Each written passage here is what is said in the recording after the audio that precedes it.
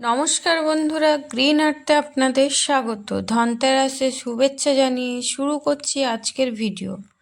বন্ধুরা, ভিডিও করি, আপনারা দেখেন কিন্তু সাবস্ক্রাইব করেন না।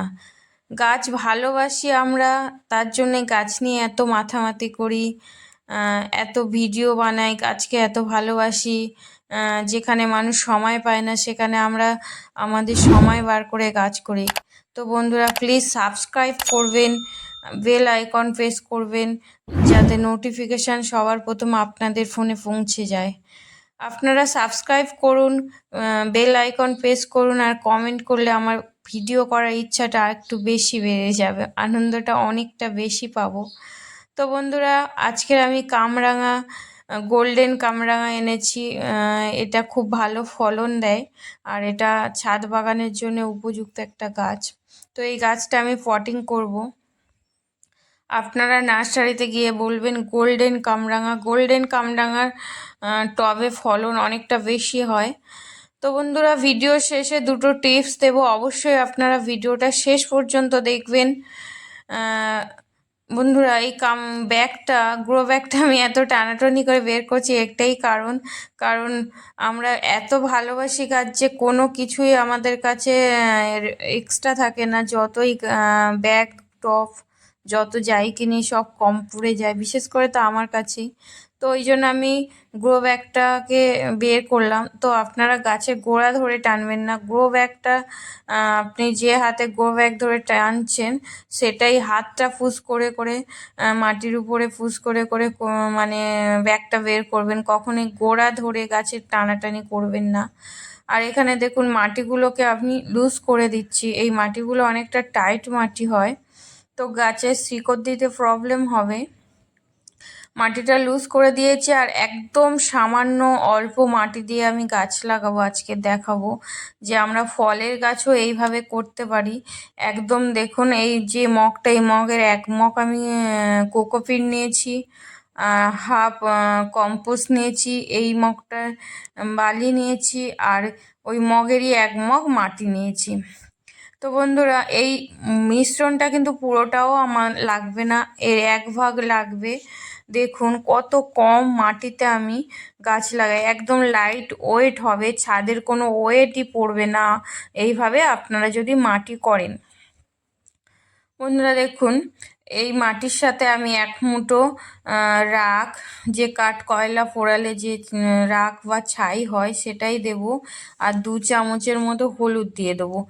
একদম রেডিমেডভাবে, আমি সম্পূর্ণ রেডিমেডভাবেই মাটি করি। আপনারা কোকোপিটটা যদি না বুঝতে পারেন স্কিপ করবেন, ফলের গাছে কোকোপিট না দিলেও চলে, আর বালিটা একটু বাড়িয়ে দেবেন। তো এখানে আমি 10 ইঞ্চির একটা পট নিয়েছি।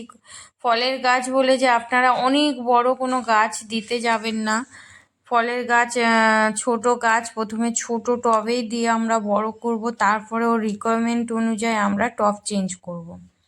তো দেখুন, প্রথমে ডেনিসটাকে খুব সুন্দরভাবে পাথর বা ইটের টুকরো দিয়ে আপনারা কভার করবেন। পারলে ওর উপরে নুড়ি পাথর বা বালি 1-2 মুঠো দিয়ে দেবেন। আমি এখানে ড্রাই লিভস দিচ্ছি, তাই জল বেরিয়ে যাওয়ার কোনো অসুবিধা হবে না। দেখুন, আমি টবটাকে প্রায় ড্রাই লিভস দিয়ে আর কিচেন কম্পোস্ট দিয়ে ভরিয়ে নেব। আমি আপনাদের আপডেট দেব যে কোনো রকম কোনো এফেক্ট পড়বে না এইগুলো দিয়ে। আমি গাছ লাগাচ্ছি বলে যে গাছের ক্ষতি হয়ে যাবে, গাছ মরে যাবে, কোনো কিছু হবে না। আমি আগে এরমভাবে প্রচুর গাছ লাগিয়েছি, আমার কাছে অনেক গাছ আছে, তাদের ফলনও এসে গেছে। তো আমি সম্পূর্ণ কামরাঙার আপডেট দিতে থাকবো, গাছটা কত বড় হলো, এই গোল্ডেন কামরাঙাটা কিভাবে আমি বড় করছি, কতটা ফলন হচ্ছে, আমি সব কিছুই দেখাবো।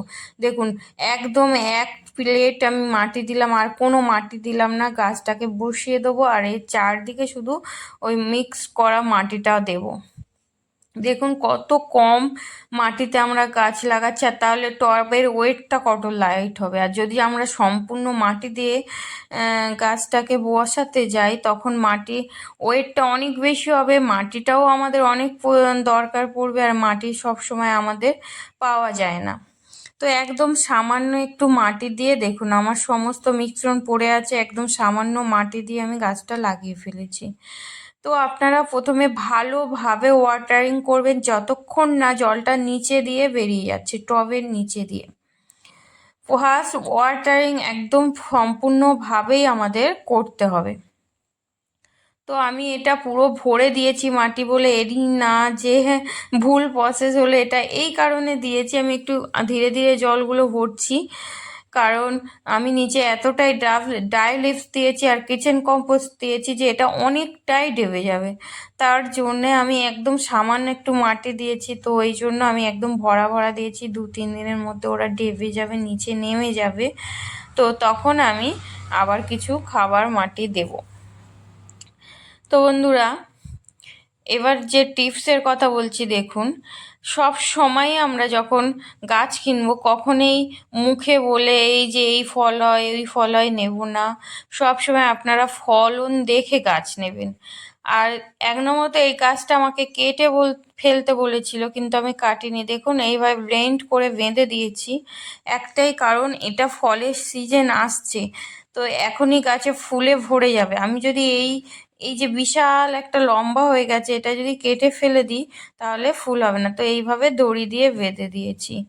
আর একটা, ফলগুলো সব নামিয়ে নেবেন, গাছে নতুন করে শাখা পোশাখা আসতে দিন, ফুল আসতে দিন, তখন ফল হোক।